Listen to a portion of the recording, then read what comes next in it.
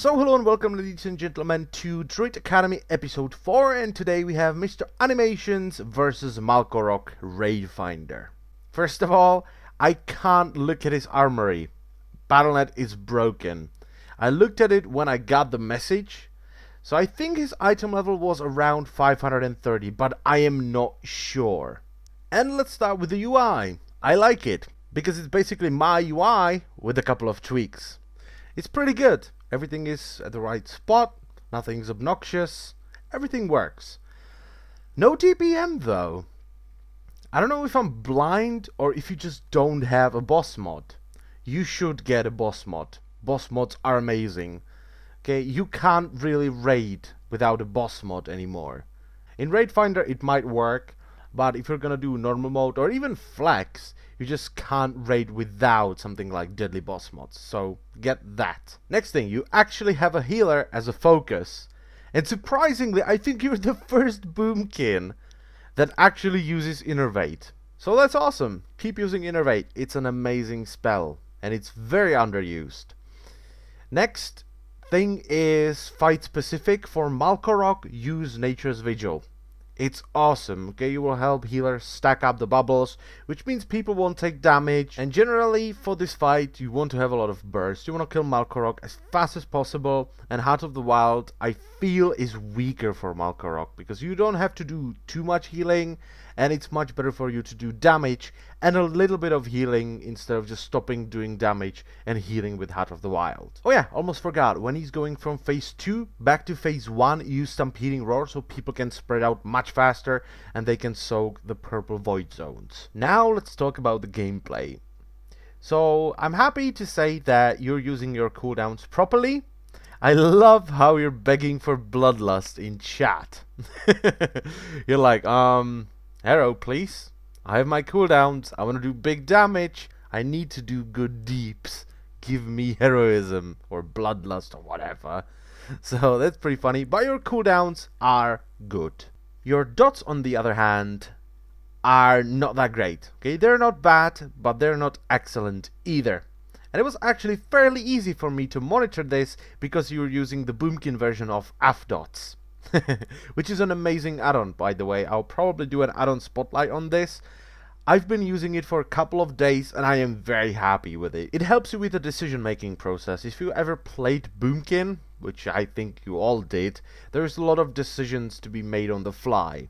And if something can help you and it's actually good, it's awesome. And AFDots basically calculates your intellect, haste, crit and mastery and gives you a simple yay or nay. If you refresh your dots, are they going to be stronger? Are they going to be the same? Or are they going to be weaker?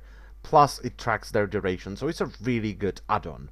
And it made it really easy for me to spot those mistakes, okay? Throughout the video, I think I counted around 8 occasions where you could have refreshed your dots and it would have been really beneficial to you, and you didn't. And I think I have a really easy way to fix your problem, which I'm really happy about. So always check your AFDots tracker when you pop cooldowns, when you enter an eclipse, when you're about to leave an eclipse, and when your dots are falling off.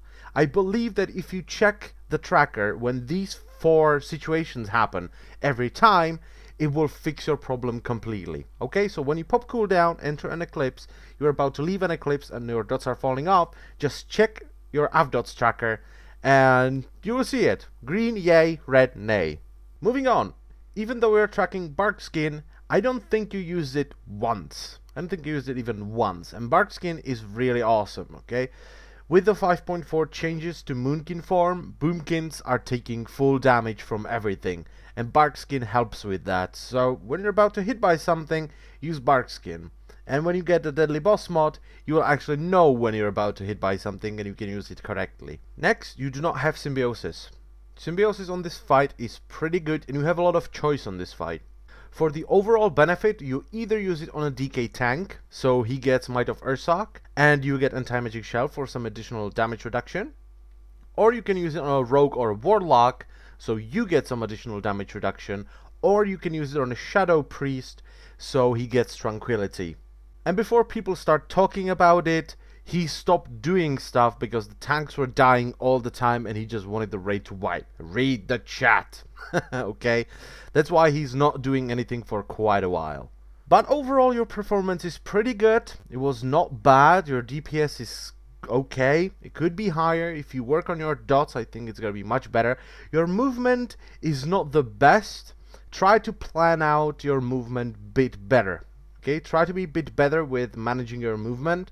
For instance, if you're about to enter an eclipse or your dots are about to fall off, just wait and try to move when you're refreshing dots, or when you're using Starfall, or when you're using Barkskin. Something instant that will not cost you too much DPS. And get a proper raid UI. The Blizzard raid UI is just bad. Okay, and that's it. I thank you a lot for your suggestion.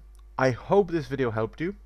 And once again, I thank you all for watching, listening, and I will see you next time. Bye bye.